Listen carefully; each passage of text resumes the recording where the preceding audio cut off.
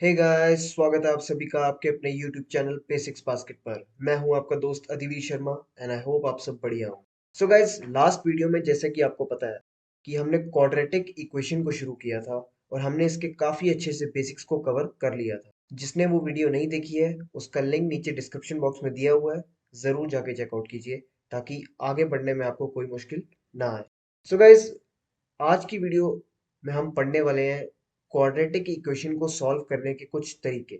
आपके सिलेबस में 3 तरीके दिए हुए हैं जिनको हम पढ़ने वाले हैं एक एक करके बहुत अच्छे से, बहुत बेसिक से, ताकि स्टेटमेंट वाले सवाल आए या फिर कुछ भी सॉल्व करने को आए क्वाड्रेटिक इक्वेशन में, उसके जीरोस या फिर रूट्स निकालने को आए, तो आप इन 3 मेथड्स को अप्लाई करके क्वाड्रेटिक इक्वेशन को सॉल्व कर सकते हैं। तो आइए एक एक करके हम शुरू करने वाले हैं उन 3 मेथड्स को, जिसमें से पहला मेथड है आपका फैक्टराइजेशन का, जिसे आप पहले भी पॉलिनोमियल चैप्टर में पढ़ चुके हैं, जिसको हम स्प्लिटिंग द मिडिल टर्म्स के नाम से भी जानते हैं। सो आइए गाइस शुरू करते हैं। सो गाइस, नाम है फैक्टराइजेशन, मतलब फैक्टर्स में तोड़ना, मतलब स्प्लिटिंग द मिडिल टर्म्स।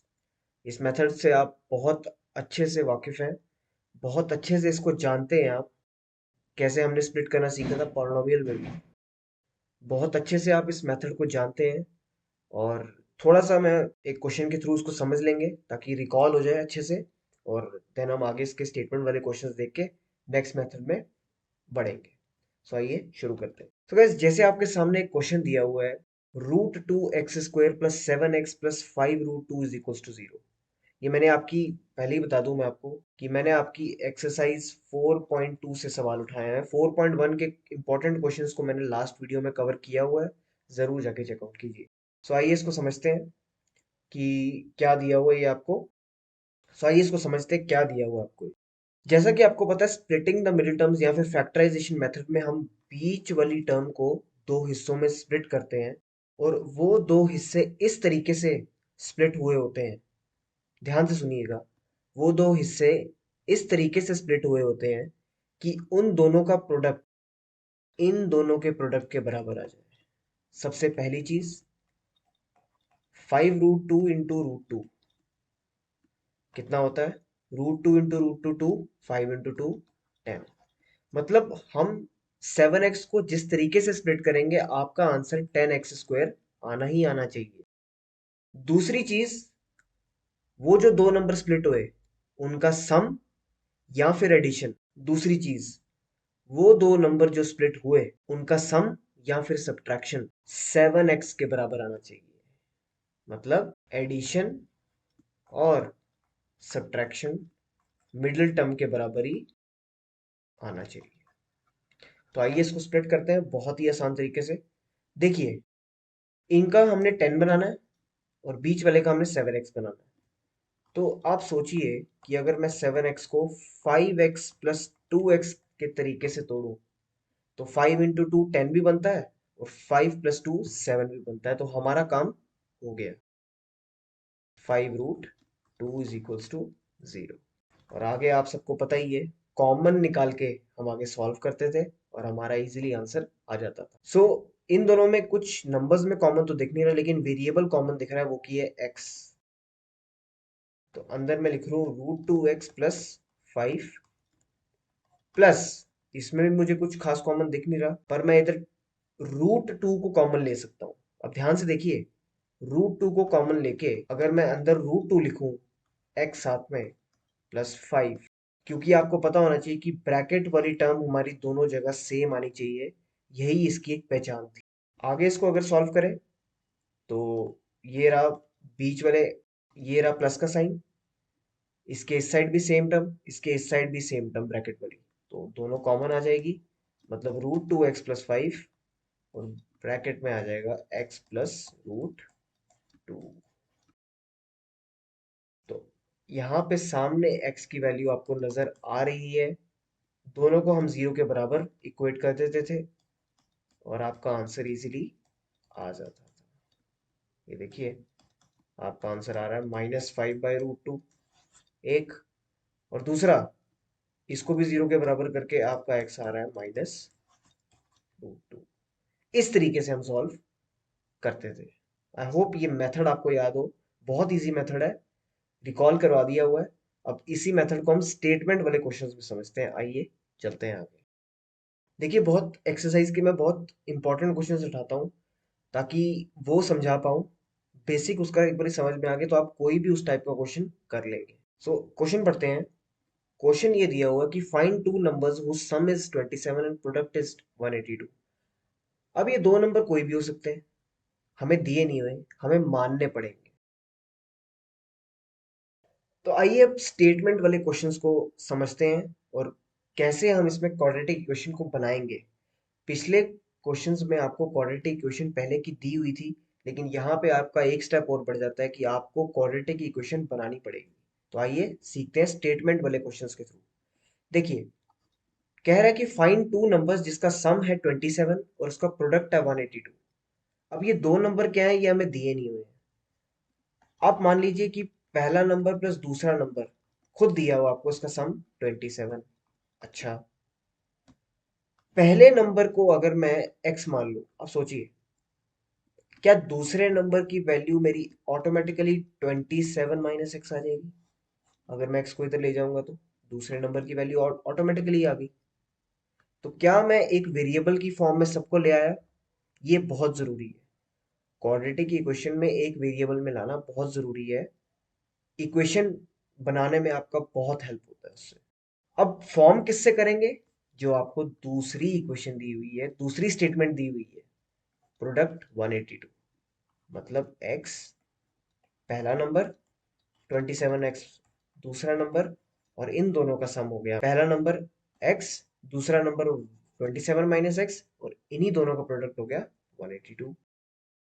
आगे आप सॉल्व कर सकते हैं इसको बहुत आसानी से। इक्वेशन आपकी बनती हुई पूरी नजर आ रही है, डिग्री भी 2 आ गई हुई है, सब कुछ आ रहा है आपका। और बस माइनस का साइन हटा दीजिए, इसको उधर लेके प्लस 182 इज इक्वल्स टू 0। अब बात आती है इसको तोड़ने की। क्वाड्रेटिक इक्वेशन तो बन गई, अब इसको सॉल्व करना भी बाकी है, क्योंकि दो नंबर भी तो निकालने हैं। उसके लिए हमें x की वैल्यू निकालना बाकी है। सॉल्व करना इसी को कहते हैं। सो देखिए, 27x को अगर मैं 14x और 13x में तोड़ दूं, 14 और 13 दोनों को जब प्लस करते हैं तो 27 ही बनता है। और आप देख लीजिए कि दोनों को जब मल्टीप्लाई करूंगा तो 182 ही बनेगा easily. Plus 182 is equals to 0। ये चीज आपको प्रैक्टिस से आ जाएगी बार बार करने से ना। तो कौन सा नंबर कब लेना है, किसको किस तरीके से तोड़ना है, आप फटाफट बता सकते हो, लेकिन थोड़ी बहुत प्रैक्टिस आपको जरूर करनी पड़ेगी। तो अगला काम क्या था हमारा? कॉमन लेना, मतलब x minus 14 minus 13 x minus 14। बहुत इजीली यहाँ पे कर लेता हूँ अगला। x माइनस 13 x माइनस 14 हमारे दो फैक्टर्स बन चुके हैं, और दोनों को आप कर सकते हो 13 और x is equals to 14। x की वैल्यू डिग्री 2 है, तो आपको याद होगा कि जितनी डिग्री होती है उतने ही जीरोस आते हैं। तो आप इजीली नंबर्स को निकाल सकते हैं। मान लीजिए अगर मैं पहला नंबर देख लिए 13 लेता हूँ तो दूसरा नंबर आपका 14 आ जाएगा। अगर मैं पहला नंबर 14 लेता हूँ तो दूसरा नंबर आपका 13 आ जाएगा। तो दोनों आंसर वैलिड है। इस तरीके से आपको स्टेटमेंट वाले क्वेश्चंस को सॉल्व करना है। आई होप ये क्वेश्चन आपको समझ आई हो। एक और इंपॉर्टेंट क्वेश्चन लिया हुआ मैंने आपको एक्सरसाइज 4.2 से। इसके बाद आप बचे हुए कुछ क्वेश्चन बहुत आसान है, बहुत इजीली कर सकते हैं। इसको समझते हैं कि ये क्या दिया हुआ आपको। आइए, कह रहा है कि ये कॉटेज इंडस्ट्री है, वो कुछ पॉटरी आर्टिकल्स बनाती है एक दिन में। ध्यान से समझिए क्वेश्चन को। Cost of production of each article. देखिए, एक दिन ये ऑब्जर्व किया गया कि एक आर्टिकल की कॉस्ट, उसको बनाने की जो कॉस्ट है, वो 3 रुपए ज्यादा पड़ रही है twice the number of articles produced in that day. मैं आपको एक इजी एग्जांपल से समझाता हूँ एक चीज। मान लीजिए आप एक चॉकलेट लेते हैं, उसकी कॉस्ट 10 रुपीज। तो आपको कैसे पता लगा कि आपने दुकानदार को कितने पैसे देने हैं? मतलब टोटल कॉस्ट, कितने पैसे आपने देने हैं, कितना खर्चा हुआ इस पे।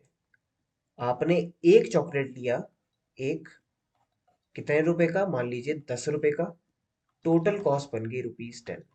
अब मान लीजिए आप 10 चॉकलेट लेते हैं, तो यहाँ पे आती है उन आर्टिकल्स की वैल्यू जितने आपने खरीदे, और यहाँ पे उनकी हर एक ईच आर्टिकल की वैल्यू। एक चॉकलेट 10 रुपए का था, यहाँ पे आपको 10 चॉकलेट्स की वैल्यू निकल जाएगी, दैट इज ₹100।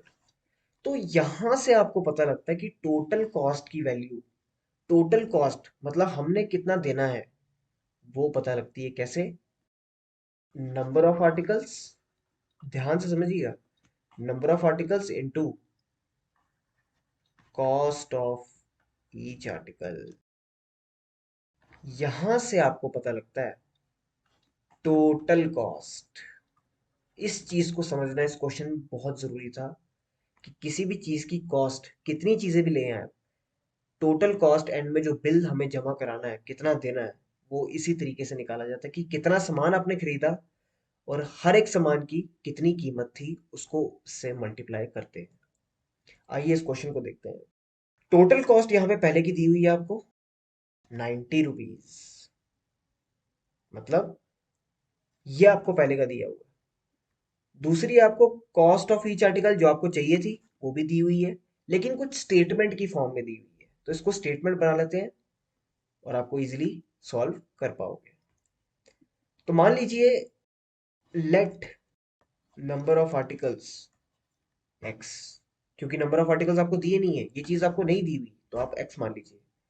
तो कॉस्ट ऑफ ईच आर्टिकल कितना हो जाएगा? कॉस्ट ऑफ, तो कॉस्ट ऑफ ईच आर्टिकल हो जाएगा आपका,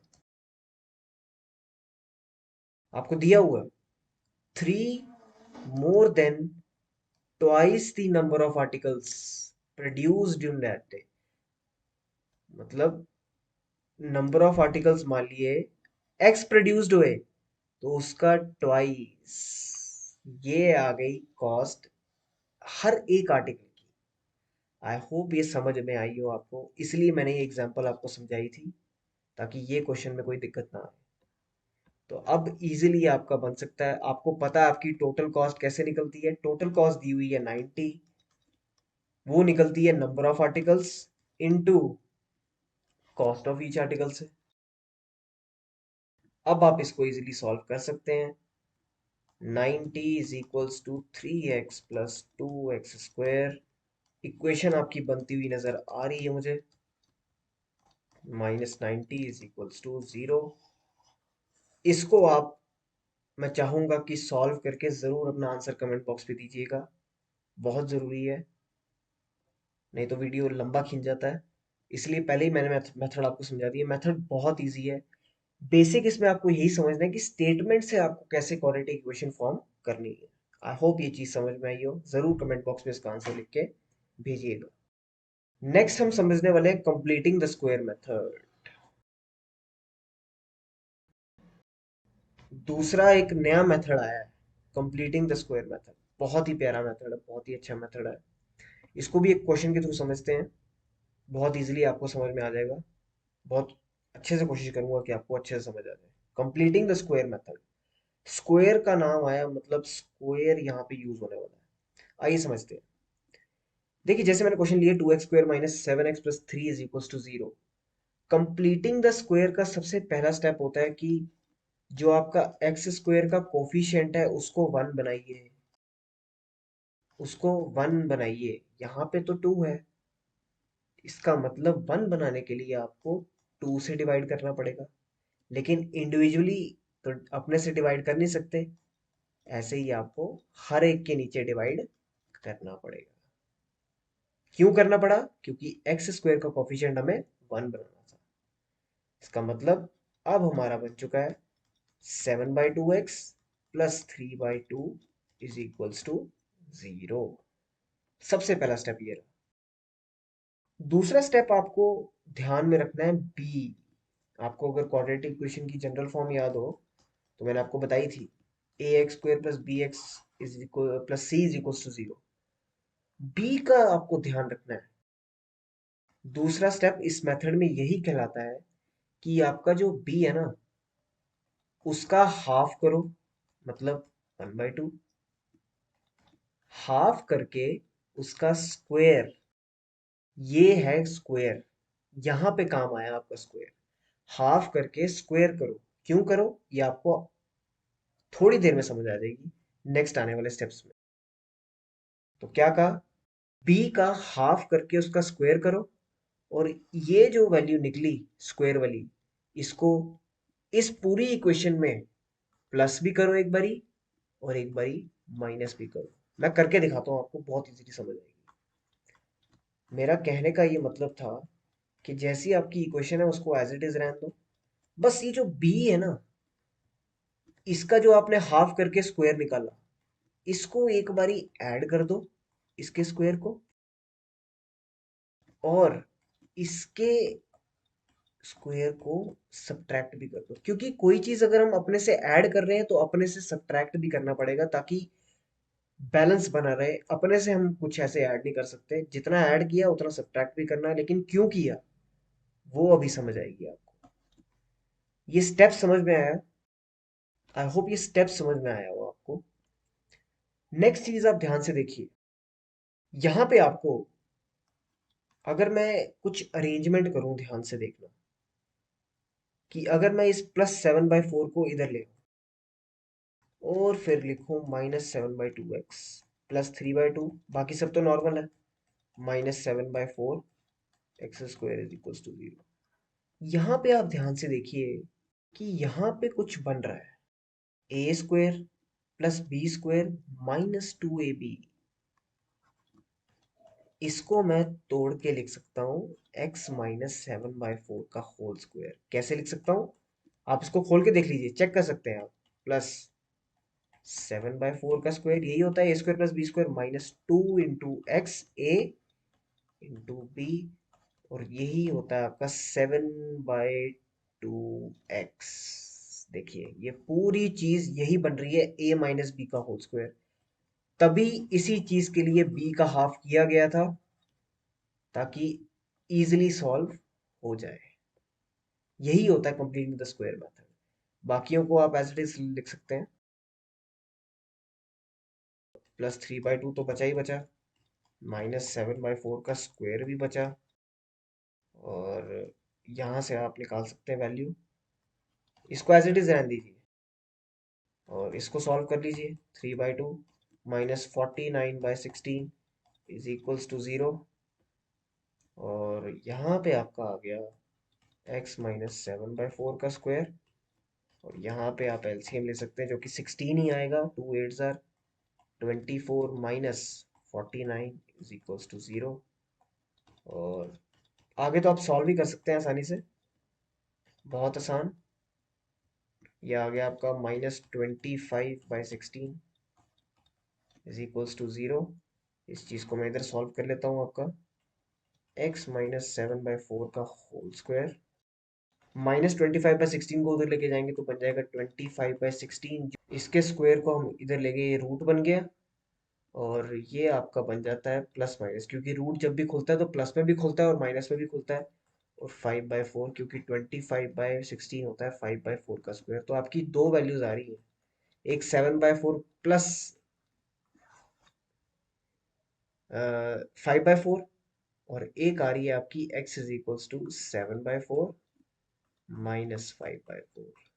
तो एक का आंसर आएगा आपका 12/4 दैट इज 3, और एक का आंसर आपका आ जाएगा 2/4 दैट इज 1/2। तो इस तरीके से आपको ये मेथड चलाना है, कंप्लीटिंग द स्क्वायर मेथड। थोड़ा सा लेंथी जाता है, लेकिन ज़्यादा भी नहीं। एक बारी किसी को आ जाए तो ईजिली वो इस तरीके से कर सकता है। आई होप ये मेथड आपको समझ में आ गई हो। इसके क्वेश्चंस हम स्टेटमेंट वाले में समझेंगे आगे, तो घबराइएगा मत। इस एग्जाम्पल को जिसको नहीं समझ आया रिवाइंड करके ज़रूर देखिए, क्या क्या मैंने स्टेप्स कहे उसी को फॉलो कीजिए। आई होप ये समझ आ गया आई हो आपको। सो लास्ट मेथड है आपका क्वाड्रेटिक फॉर्मूला का, जो कि आपका है एक बहुत ही बेहतरीन फॉर्मूला। ये चीज से आप फेमिलियर हैं, ax² + bx + c, बहुत ज्यादा फेमिलियर है। उसी का b उठा के इधर रखा हुआ है, अंदर b², सारा कॉफिशिएंट से बनाया हुआ फॉर्मूला है ये। अब ये कैसे बना, ये फिर कभी मैं समझाऊंगा आपको, लेकिन क्वाड्रेटिक फॉर्मूला यही है। आपको क्वाड्रेटिक इक्वेशन दी होगी, आपको उस तरीके से उसको सॉल्व करना है। एक आप ही के 4.3 की मैंने एग्जांपल ली हुई है बहुत ही बढ़िया सी, इसको समझते हैं और फिर चलेंगे हम अपने नेक्स्ट क्वेश्चंस में। तो गाइस, इसको सॉल्व करने के लिए मैं इसका एलसीएम ले लेता हूँ सबसे पहले, क्योंकि दोनों अलग अलग दिए हुए हैं। इसको सॉल्व एलसीएम से ही करना पड़ेगा। तो इसका LCM cross multiply. I hope LCM लेने में आपको कोई दिक्कत नहीं आए। ऊपर आपका बन जाएगा 11/7 माइनस एक्स माइनस 4, और नीचे आपका क्वाड्रेटिक इक्वेशन बन जाएगी। हालांकि अभी मैं नहीं बनाता हूँ इसको, अभी इसको एज इट इज रहने देता हूँ। 11/30। सो ये आ गया आपका, एक्स से एक्स कैंसिल, -7 -4 हो गया आपका -11, और नीचे आपका हो गया x+4, और ये हो गया x-7। 11/30 इधर भी है, इज इक्वल टू के लेफ्ट हैंड साइड भी सेम, राइट हैंड साइड भी सेम, कैंसल आउट। इस 30 को मैं इधर ले आता हूँ, ये बन जाएगा -30, और इस चीज को मैं इधर ले जाता हूँ, वहां पे क्योंकि 1 ही है तो ये एज इट इज ही रहेगा। इसको आगे सॉल्व करते हैं इधर। तो आपका बन रहा है, आप ध्यान से देखिए, x+4 into x minus seven. x+4 into x minus seven आपका बनता है x² -7x प्लस 4x -28। ये आपका बनता है -30। x² -7x plus 4x minus, bracket को मैंने सॉल्व किया, ये आपका आंसर आया। एंड इसी के आगे आपका ये बन जाएगा x² -3x -28 is equals to -30।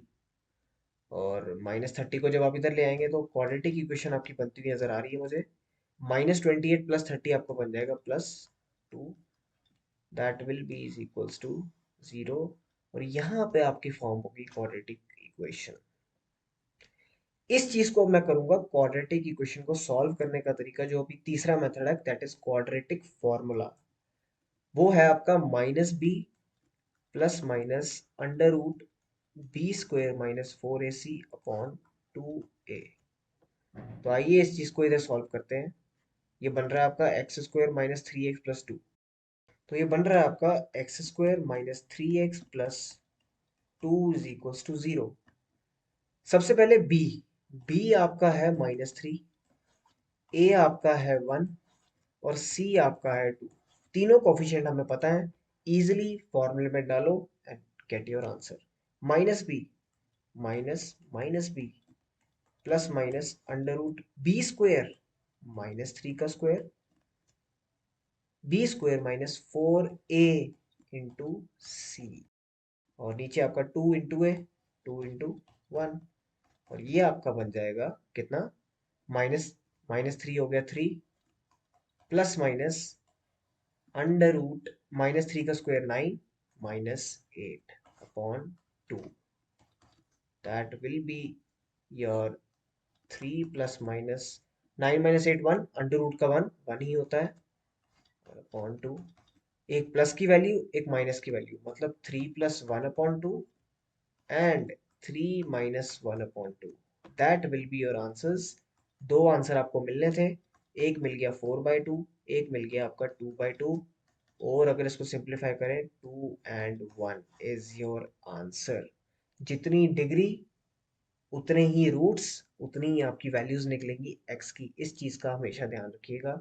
और दूसरी चीज आपको ध्यान ये रखनी है कि क्वाड्रेटिक फॉर्मूला में जो आपका अंडर रूट की वैल्यू आएगी, ये आपकी नॉन नेगेटिव आनी चाहिए। इस चीज का बहुत ध्यान रखना है, अंडर रूट कभी भी नेगेटिव आए तो ये क्वाड्रेटिक फॉर्मूला नहीं लिख सकता।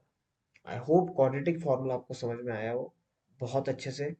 बहुत इंपॉर्टेंट एग्जांपल उठाई थी मैंने आपकी इसकी, तो आई होप ये समझ में आया होगा। तो एक्सरसाइज 4.3 के मैंने कुछ इंपॉर्टेंट क्वेश्चंस को उठाया हुआ है। इन क्वेश्चंस के बाद आप कोई भी क्वेश्चन एक्सरसाइज 4.3 में सॉल्व कर सकते हैं। बहुत इजीली मैंने समझाऊंगा ये। और बेसिक अगर एक बार ये आ गया आपको, तो ये दो क्वेश्चन मैंने बहुत ही इंपॉर्टेंट क्वेश्चन उठाए हुए हैं, तो इन दोनों के बाद आप कोई भी क्वेश्चन आराम से कर सकते हो। मेन काम है क्वाड्रेटिक को फॉर्म करना, और उसके बाद आप इजीली सॉल्व कर ही सकते हैं क्योंकि तीनों मेथड आपने समझ लिए। तो आइए शुरू करते हैं अपने पहले क्वेश्चन को। बहुत ही important question. 2 water taps together can fill a tank in 9 3 by 8 hours। कह ये रहा है कि दो वाटर टैंक अगर इकट्ठे चले वाटर टैप्स तो इतने घंटे में मतलब 9 3 by 8 आवर्स में खत्म कर देता है। अच्छा जी, मिक्स फ्रैक्शन दी हुई है, इसको सॉल्व कर लेते हैं। 8 9 72 प्लस 3 75/8 आवर्स। ठीक है, ये तो हमें मिल गया। अब दोनों टैप्स ना अलग अलग है, एक छोटा है एक बड़ा है। एक का डायमीटर लार्जर है, एक का डायमीटर स्मॉलर है। अब आप खुद सोचिए, जिसका टैप का डायमीटर नीचे का बड़ा होगा वो ज्यादा पानी फेंकेगा और ज्यादा जल्दी टैंक को भर पाएगा। खुद सोचिए, ऑब्वियस सी बात है। और जिसका टैप का डायमीटर छोटा होगा वो थोड़ा लार्जर होने से कम होगा, लेट भर पाएगा। तो यही कंडीशन आपको इधर दी हुई है कि टैप ऑफ लार्जर डायमीटर, उसको 10 घंटे कम लगते हैं as compared to smaller one. लेकिन ये शब्द समझने वाला है सेपरेटली। अलग अलग अगर भरे तो लार्जर टैप को 10 घंटे कम लगेंगे। मान लीजिए लार्जर टैप को, स्मॉलर टैप को 30 घंटे लगे, तो लार्जर वाले को आपके लगेंगे 20 घंटे, मतलब 10 घंटे कम। ये चीज कह रहा है वो। तो इतना तो हमें समझ में आ गया कि 75/8 आवर्स टोटल टाइम लगता है इनको। ठीक है, बात आ रही है find the time in each separately fill the time. ठीक है,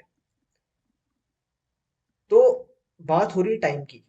तो मान लीजिए कि जो आपका लार्जर टैप है, मैं दोनों टैप्स की बात करूंगा, कि उसको मान लीजिए x घंटे लगे एक टैंक को भरने के लिए। मतलब x घंटे एक टैंक को भरने के लिए। इधर मैं एक चीज निकालना चाहूंगा, 1 घंटे में उसको कितना टैंक भरेगा। याद आ रहा है कुछ बचपन में जब यूनिटरी मेथड पढ़ते थे कि इतनी चीज इतने में की तो एक में कितना करेंगे। That is what we called unitary method. तो x घंटे में उसने एक टैंक भरा, तो 1 घंटे में ऑब्वियस सी बात है 1/x टैंक भरेगा, इतने वॉल्यूम टैंक भर लेगा। ऐसा क्यों किया, आने वाले स्टेप्स में जरूर समझाऊंगा आपको। पहले बना लेते हैं क्वेश्चन। अच्छा, अब देखिए स्मॉलर टैप को, आपकी कंडीशन दी हुई कि स्मॉलर टैप को 10 घंटे ज्यादा लगे। थोड़ा सा उल्टा ले रहा हूं मैं ताकि इजीली क्वेश्चन बना पाऊँ आपके लिए। लार्जर टैप को 10 घंटे कम लगे, इसका मतलब उल्टा क्या हुआ कि स्मॉलर वन को 10 घंटे ज्यादा लगे होंगे। ऑब्वियस सी बात है। तो आप सोच के देखिए कि अगर लार्जर टैप को x घंटे लगे तो स्मॉलर टैप को इससे 10 घंटे ज्यादा नहीं लगे होंगे एक टैंक को भरने के लिए। सोचिए, इतने घंटे में इसने एक टैंक भरा, फिर वही 1 घंटे में कितना लगेगा सर, x/10। 1 घंटे में इसने इतने वॉल्यूम टैंक भर दिया। दोनों का हमने एक एक घंटा निकाल दिया। अच्छा, ऐसा क्यों किया अभी समझ में आएगा। दोनों का एक एक घंटा निकाल दिया। अच्छा, अब आप खुद सोचिए, आपको एक ऊपर हिंट दिया हुआ कि दोनों को इकट्ठे कितना टाइम लग रहा है, 75/8 आवर्स। देखिए, मतलब 75/8 आवर्स लग रहा है दोनों को इकट्ठे एक टैंक भरने के लिए। इसका भी अगर मैं 1 घंटा निकालूं, मतलब 75/8 आवर्स में भर तो एक ही टैंक रहा है। तो बताइए एक टैंक में, 1 आवर में कितना भरेगा। सिंपल सी बात, ये चीज जिसको समझ में आई जरूर थम्स अप कीजिए। बहुत इजीली समझाने की मैंने ट्राई की है ये चीज।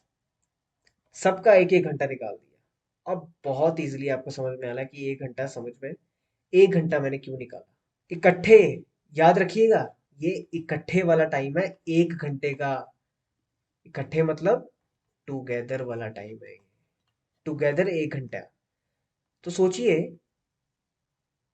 लार्जर वाले को 1 घंटे में 1/x लगा, प्लस स्मॉलर वाले को 1 घंटे में 1/x/10 लगा। दोनों को इकट्ठे लगा सर 8/75। तीनों का एक एक घंटे वाला टाइम आ गया, और इसीलिए टुगेदर करके मैंने टुगेदर के साथ ही इक्वेट कर दिया। अब समझ में आई, इस क्वेश्चन को इजी करने के लिए ये करना पड़ा। आई होप ये स्टेप आपको समझ में आई हो। आगे बहुत इजी है, बहुत इजीली आप सॉल्व कर लेंगे इसको। कुछ नहीं करना, एलसीएम लेना है और आगे आप सबको पता है कि क्या करना है। 8/75 और ऊपर आ जाएगा 2x+10। इसको इधर ले जाते हैं, 75 को इधर ले आते हैं, 8x x+10 और इसको इजीली सॉल्व आप कर सकते हैं। 150x+750 is equals to 8x² + 80x। इसको और अच्छे से सॉल्व करें। 8x² और 150x को उधर ले जाऊंगा तो 80x - 150x बचेगा, जो कि होता है -70x। और उसको उधर ले जाऊंगा तो -750। इस क्वाड्रेटिक इक्वेशन तक मैं आपको ले आया हूँ। इसके बाद आप किसी भी मेथड से इसको सॉल्व कीजिए और अपना आंसर कमेंट बॉक्स पे ज़रूर लिखिए कि आपका x की वैल्यू कितनी आई। मेरा काम था ये बेसिक समझाना आपको कि फॉर्म कैसे करना है, तभी इतना इंपॉर्टेंट क्वेश्चन उठाया था, ये पेपर में बड़ी बार पूछा गया। आई होप ये चीज़ आपको समझ में आई। एक और एग्जाम्पल को समझते हैं, मोटर बोट वाली। बहुत बढ़िया एग्जाम्पल है, आपकी एक्सरसाइज आपके उसके एग्जाम्पल ही है, अंदर दी हुई है। तो आइए समझते हैं इसको। Motor boat whose speed is 18 kilometer per hour still water takes 1 hour more to go 24 kilometer downstream upstream then to return downstream to the same spot. Find the speed of stream। देखिए बहुत मुश्किल भाषा है, मैं easy भाषा में आपको समझाता हूँ क्या लिखा हुआ है, क्या मतलब है इसका, इस क्वेश्चन का। आइए समझते हैं। मान लीजिए ये पानी है ऐसे, और ये नीचे की तरफ इसका ये बह रहा है, नीचे की तरफ थोड़ा स्लोप में है, बह रहा है। यहाँ पे एक बोट है, यहाँ पे एक बोट मान लीजिए। अपस्ट्रीम का मतलब बोट अप जा रही है, ये होता है अपस्ट्रीम। डाउनस्ट्रीम का मतलब बोट नीचे जा रही है पानी के फ्लो के साथ। देखिए, डाउनस्ट्रीम हो गया पानी के फ्लो के साथ नीचे, अपस्ट्रीम हो गया पानी के फ्लो के खिलाफ, ऑपोजिट। ये दो चीजें बड़ी इंपॉर्टेंट है, लिख देता हूं आपके बेसिक के लिए। अपस्ट्रीम में ऑपोजिट, डाउनस्ट्रीम में सेम, सेम डायरेक्शन। ठीक है, अब क्वेश्चन को समझते हैं। कह रहा है कि मोटर बोट को 18 किलोमीटर ये, अच्छा, अपस्ट्रीम लगा और 1 घंटा उससे ज्यादा लगा। स्पीड ऑफ द स्ट्रीम निकालनी है, लेकिन इससे पहले जितना वो अपस्ट्रीम स्पीड लगी, जितनी उसको डाउनस्ट्रीम स्पीड लगी, वो निकालना बहुत जरूरी है। और वो कैसे निकलेगी, समझते हैं। अपस्ट्रीम की अगर मैं निकालूं, देखिए स्टिल वाटर में उसकी है 18 किलोमीटर पर आवर। अपस्ट्रीम का मतलब वो पानी के फ्लो के ऑपोजिट जा रहा है, पानी के फ्लो के ऑपोजिट जा रहा है। तो आप सोचिए कि आप ऊपर चढ़ रहे हैं और आपको कोई चीज नीचे खींच रही है, तो क्या आपकी स्पीड में फर्क आएगा? आप खुद सोच के देखिए, स्पीड में फर्क आएगा, स्पीड कम हो जाएगी। तो ऐसा ही होता है अपस्ट्रीम में। उसकी स्पीड तो थी 18, लेकिन कुछ स्पीड कम हो गई और उस स्पीड को मैंने माना है एक्स। आई होप ये चीज समझ में आई हो। बहुत इंपॉर्टेंट है, अपस्ट्रीम ऑपोजिट जा रहा है, उसको कोई चीज रोक रही है ऊपर आने से, उसकी स्पीड कम हो जाएगी। और आप मान लीजिए आप किसी जब स्लोप से आप झूला लेते हैं, तो कितनी स्पीड से आप नीचे आते हैं, क्योंकि आप उसी स्लोप के डायरेक्शन में नीचे आते हैं। तो बोट भी डाउनस्ट्रीम जाते हुए सेम डायरेक्शन में होती है पानी के फ्लो के। तो यहाँ पे 18 तो थी नॉर्मल स्पीड स्टिल वाटर में, लेकिन अब स्पीड बढ़ के आएगी, जो कि हमने एक्स मानी हुई है। और ये हो जाएगा 18 + x km/h। टाइम दिया हुआ, टाइम का, it will take 1 hour more to go 24 kilometre upstream. अच्छा, मान लीजिए अपस्ट्रीम का टाइम निकालो, अपस्ट्रीम का और डाउनस्ट्रीम का टाइम निकालो। टाइम, टाइम क्या होता है सबको पता है, distance is equals to speed into time, और time is equals to distance upon speed. Distance दिया हुआ 24, स्पीड आपने अभी निकाली 18 - x। सिमिलरली डाउनस्ट्रीम की भी ऐसी, डाउनस्ट्रीम का टी निकालेंगे तो वो भी हो जाएगा 24/18 प्लस एक्स। ये प्लस एक्स और माइनस एक्स कैसे आया, आई होप ये अच्छी तरह समझ में आया होगा आपको। तो ये हो गया आपका अपस्ट्रीम और डाउनस्ट्रीम। और इसके बाद हम निकाल सकते हैं आपका, इसको, इसके बाद हम इजीली निकाल सकते हैं आपका आंसर। आप खुद सोचिए क्या कह रहा है वो। देखिए, स्टेटमेंट के अकॉर्डिंग चलिए कि 1 घंटा ज्यादा लगता है उसको अपस्ट्रीम जाने में एज कंपेयर टू डाउनस्ट्रीम। मतलब अपस्ट्रीम जाने में, अपस्ट्रीम ये टाइम है, वहां जाने में उसको डाउनस्ट्रीम से, डाउनस्ट्रीम के टाइम से 1 घंटा ज्यादा लगता है। ये स्टेटमेंट समझना बहुत जरूरी था इसमें। आई होप ये समझ में आई हो कि अपस्ट्रीम वाले टाइम को डाउनस्ट्रीम वाले टाइम से 1 घंटा ज्यादा लगता है। तो इसको आप इजीली सॉल्व अप कर सकते हैं। 24/18 minus x minus 24/18 plus x equals to 1। ये वही आ गया जो अभी मैंने आपको इसमें, इस टाइप का क्वेश्चन, देखिए एलसीएम लीजिए और आपका इजीली आंसर आ जाएगा। और आप लास्ट में किसी भी मेथड से इसको सॉल्व कर सकते हैं। मेरा काम था मेन बेसिक को समझाना कि स्टेटमेंट से आपने इक्वेशन तक कैसे आना है, किस तरीके के अलग अलग क्वेश्चन। मैंने दो बहुत ही इंपॉर्टेंट क्वेश्चन उठाए 4.3 के रिलेटेड। एंड ये स्टेटमेंट वाले क्वेश्चन अब आप कोई भी कर सकते हो। नहीं समझ में आई वीडियो रिवाइंड करके देखो, जरूर समझ में आएगी। अपनी तरफ से पूरा ट्राई दिया मैंने। सो नेक्स्ट वीडियो में हम एक और बढ़िया सा टॉपिक पढ़ेंगे डिस्क्रिमिनेंट का, और उसके बाद हम चैप्टर को ख़त्म करेंगे। ज़रूर अपना प्यार दीजिए। वीडियो अच्छा लगे तो लाइक कीजिए, सब्सक्राइब कीजिए हमारे चैनल को इसी तरह के मैथ रिलेटेड टॉपिक्स के लिए। और शेयर कीजिए अपने दोस्तों में। एंड मिलते हैं नेक्स्ट वीडियो में, तब तक के लिए take care, bye bye and जय हिंद।